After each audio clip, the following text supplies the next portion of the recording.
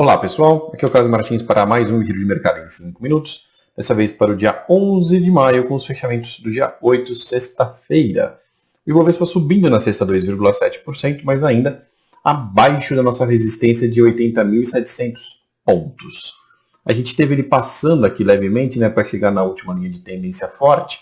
Tá de baixa, que a gente tem aqui, voltou um pouquinho para baixo do 80.700 e está tentando ir de novo. Se ele conseguir passar essa linha de tendência de baixa azul aqui do Fibonacci, a gente vai ter ele apontando de novo para cima. Primeira parada, 86.500. Tá? Tem o 92 um pouco mais para cima, mas a primeira parada está em 86.500. Se ele não conseguir passar daqui, o que a gente tem, na verdade, é o caminho oposto. Essa linha está forçando os preços para baixo cada dia que passa. E se ele tocar nela e voltar aqui, ele pode ir lá para baixo. A projeção dele está lá em 60 mil ou mais baixa, mas ele pode ir lá para baixo para buscar essa linha vermelha aqui. Então a gente tem daí os 70 mil em vez de 80 mil como projeção. Ele ainda está dentro do ambiente da construção da tendência, então ele não rompeu nem para cima nem para baixo. A gente vai ter que acompanhar nas próximas semanas para entender o que vai fazer. Aqui é a mesma coisa no Ibovespa futuro, que tem a tendência de baixa também. Ele conseguiu romper a primeira linha, a segunda linha está passando lá em cima, no 89 mil hoje, tá? Mas ele está segurando até nessa linha anterior aqui, na vermelhinha, e lutando com ela, ele vai estar com os 82 mil pontos aqui logo acima. Do jeito que está, se ele não conseguir passar, 76.120 fica sendo como suporte. Vamos falar um pouquinho mais do dólar. Agora eu estou vendo o dólar aqui no gráfico mensal, porque a gente tem algumas particularidades no dólar. Primeira coisa, a projeção que a gente tinha no dólar de 5,86 foi atingida. Então, se você estava comprado em dólar para chegar na projeção, você já devia ter vendido no 5,86. A gente acertou aqui a projeção essa semana, ele bateu, voltou. Esse gráfico é mensal. Isso quer dizer que essa projeção aqui tem validade até o final de maio. Por que eu estou falando isso? Porque pelo Fibonacci, essa técnica que a gente está usando aqui já faz alguns anos, se o preço chega e passa dos 61,8%, a gente tem uma projeção ampliada até o 200%. No caso do dólar aqui, essa projeção, se o dólar ficar até o final do mês, até o fim da barrinha, essa barrinha aqui é a barrinha do mês 5. Então não importa que ele bateu e voltou no diário. Vai importar aqui até o fim do mês. Então, se até o fim do mês ele voltar e subir e ficar acima dos 5,86, a gente vai ter, de junho para frente, dólar projetado a 6,86. Tá? Então, vou repetir. Se o dólar fechar o mês acima dos 5,86, ele vai ficar projetado de junho para frente, aí, os próximos meses, para 6,86. Caso contrário, se ele terminar o mês aqui onde ele está, 5,75 agora, ou qualquer outro valor abaixo do 5,86, a gente tem o 5,86 como um teto técnico, o que significa que era a nossa máxima projeção esperada para o gráfico e que ele não deve subir mais além disso. Tá? Então a gente vai saber isso só no fim do mês mesmo, mas se for mesmo um teto técnico, próximo suporte está no 5,56 e depois disso já cai lá para o 5,25. Ai, Carlos, o dólar vai voltar para 4? É muito difícil. Tá? A gente vê esses gráficos de Fibonacci toda hora nos tempos gráficos menores, de 1 minuto, 2 minutos, 3 minutos. A gente sabe que ele pode bater aqui e depois voltar lá para baixo para o 100%, que hoje seria 4,25. É possível isso acontecer? É. Ele conseguiu vir de 4,25 para 5,86 em um pouco mais de 3 meses. Tá? Mas para voltar vindo tranquilamente, lentamente para baixo, se ele for voltar, você pode colocar que pelo menos aí 2021 entra e a gente ainda não chegou nos 4,25. Então, ter alguma esperança de que o dólar vai voltar para 4 é completamente infundado nesse momento. Ele ir até 7 é uma probabilidade muito maior do que ele voltar para os 4. Porém, a gente está no dia 10 de maio ainda, passou 1/3 do mês, tem 2/3 do mês para acontecer. Então a gente vai ter que esperar esses 2/3 do mês aí para ver se a gente vai ou não vai para os 6,86. Com o Banco Central cortando o juro, né, e os discursos aí que o ministro da Economia está fazendo, as coisas que o presidente faz e todo o resto que está acontecendo no mundo, e toda a incerteza que a gente está vendo,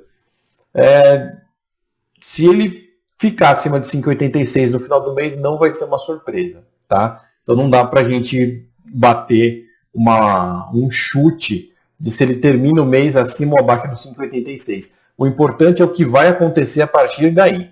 É isso que a gente está analisando nesse caso. Vamos falar agora das ações. A Petrobras está dando uma subidinha. A Petrobras montou um triângulo bem legal aqui, bem bonito, né, que aponta lá para os R$ 30,50 de novo de alta.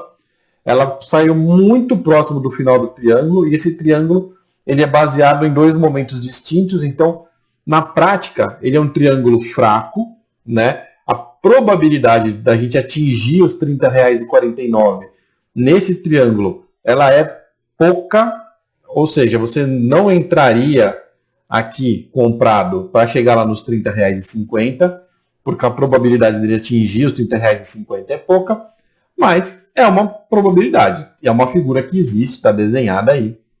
E ele realmente não estopou, ele está lutando aqui com a figura, mas não estopou, tá? Então tem uma probabilidade de ele subir. Para isso, ele vai ter que essa semana já se pirulitar para cima dos R$19 e ficar lá. Tá? A gente está vendo que ele está sofrendo, ele já tinha chegado uma vez aqui nos 18,60, está de novo nos 18,60, ele que é aqui o primeiro topo, né, 18,65, que é essa faixa aqui, logo depois da venda que aconteceu aqui no dia 7, do dia 9 de março. Dia 9 de março, a semana do dia 9 de março, foi aquela semana terrível, que deu o Circuit Breaker na segunda, que já abriu tudo encacetado. Aí na quarta-feira deu outro Circuit Breaker, na quinta também deu outro Circuit Breaker, a BMF lançou a galera tudo 5% para baixo, um monte de gente quebrou aqui nesse dia, ó, operando. Então, isso aqui foi uma semana muito marcante na Bolsa. Eu diria que eu vi o ambiente lá em 2008, eu vi a Petrobras tomando o Circuit Breaker na crise de 2008, e o que aconteceu aqui nesse mês de março de 2020 foi muito pior. Muito pior. Tá? Então, a gente estava trabalhando nessa máxima aqui dos R$18,60. Se a Petrobras conseguir passar daí, ela deve buscar a próxima linha que está nos 22. Então, dos 19 até os 22, ela pode se movimentar com uma certa facilidade. Daí ela chegar em R$30,50 ali em cima, que tem uma diferença muito grande. Mas se ela conseguir passar acima dos R$19, ela pode chegar sim até os 22, é uma coisa que a gente vai ter que acompanhar. Vou falar agora da Vale 3, Vale que deu uma subida aqui nessa sexta-feira e rompeu os 47,38. Com isso, a Vale 3 está comprada com um objetivo no 56,04. Importante, Vale 3 comprada com objetivo no 56,04. E com o stop dela por enquanto está mais para baixo, né? Na casa dos 42, mas se ela for subindo aí, dá para a gente ir subindo, a gente vai acompanhando isso durante os próximos dias. Para aqui o Banco do Brasil está com um triângulo bem machucado aqui, que não está legal, tá? Ele está aí nos R$27, tentando se sustentar, né? Não deu nenhum sinal de compra, não deu sinal de nada, ele está bem no meio do caminho mesmo. A gente vai ter que acompanhar para ver se dá algum sinal nos próximos dias. Aqui o Itaú, que está montando um monte de triângulo. Quando você vê esse monte de linha aqui, tem gente que pergunta, pô, mas que gráfico poluído, Carlos, como é que eu vou ver alguma coisa aí e tal? Se o gráfico está poluído, todos os gráficos que eu estou analisando aqui têm a mesma lógica, as mesmas figuras sendo procuradas e desenhadas pela autoanálise. Se o gráfico está poluído desse jeito, é porque o gráfico está indefinido e realmente não tem nada para fazer. Então, uma boa técnica de você saber o que não fazer é se você chegar e ver um gráfico extremamente poluído desse jeito. Tá? Não tem o que fazer aqui. A gente pode tentar fazer algumas leituras, mas na prática não tem muito o que fazer. Se o gráfico romper para cima, aqui, acima dos 23,40, a gente começa a ter algumas opções. Tá? Ele vai dar uma pequena compra aqui até os 26,18. Pequena por causa do tamanho do gráfico que ele caiu, mas na prática é uma compra de 10%, não é tão pequena assim. E se ele perder lá embaixo, os 19,93, a gente já viu também que ele pode bater lá nos 17,14. Então, o Itaú depende da sua movimentação aí dos próximos dias para sair dessa região poluída. Dentro da região poluída não tem muito o que fazer. Mais ou menos o que a Ambev está fazendo. Ó, tem um monte de coisa poluída aqui, ela está saindo. Voltou para 12,12, tá vendo? Nessa região aqui, essa movimentação da Ambev, vou abrir aqui projeção, ó. Olha que bonitinha. Dentro dessa projeção aqui, ela tem um espaço em branco e ela pode, agora, ela está comprada, podendo chegar até a próxima linha aqui no 12,71. Tá vendo? Então a Ambev está aí com um upside de quase 5% nesse momento, comprada com o objetivo no 12,71. O objetivo final dela, 13,42, aqui em cima das projeções desse triângulo. Tá? Então se ela passar do 12,71, ela fica praticamente com o pezinho lá no 13,72. O stop dela fica próximo, ele fica nessa linha vermelha aqui do triângulo. Tá? A gente tem dois triângulos, tem um mais para baixo aqui, ó.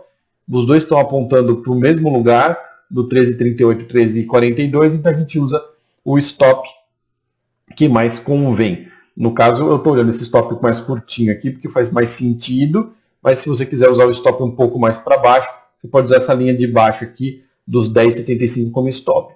Na minha cabeça, essa de cima aqui, dos 11,70, já funciona bem como stop. Agradeço muito a presença de todos, até o próximo giro de mercado em 5 minutos.